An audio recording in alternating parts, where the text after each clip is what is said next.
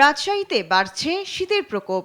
মঙ্গলবার সকালে এ জেলায় দেশের সর্বনিম্ন তাপমাত্রা 7 ডিগ্রি সেলসিয়াস রেকর্ড করেছে আবহাওয়া অধিদপ্তর। সকাল 6টায় পাবনায় 8.5 ডিগ্রি সেলসিয়াস তাপমাত্রা রেকর্ড করা হয়েছে। কনকনে ঠান্ডা আর হিমেল বাতাসে বিপর্যস্ত হয়ে পড়েছে জনজীবন।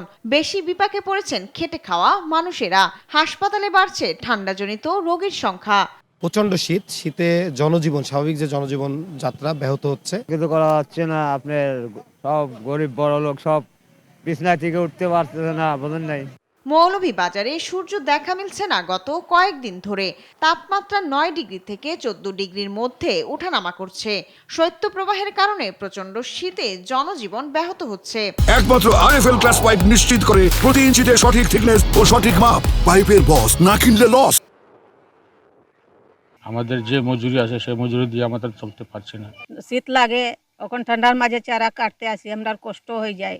ঠান্ডা প্রচন্ড পড়ছে, কামও যাতে খুব সমস্যা হয়।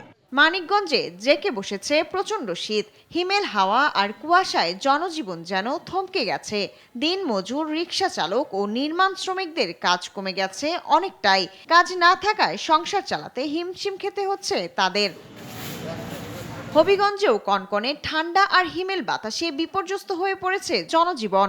অসহায় ও দুস্থদের মাঝে শীতবস্ত্র ও জরুরি সহায়তা প্রদানের দাবি জানিয়েছেন স্থানীয়রা। মঙ্গলবার সকালের কক্সবাজারে সর্বনিম্ন তাপমাত্রা 13.5 ডিগ্রি সেলসিয়াস রেকর্ড করেছে আবহাওয়া অধিদপ্তর। শায়লা খান, নিউজ ডেস্ক, দেশ টিভি।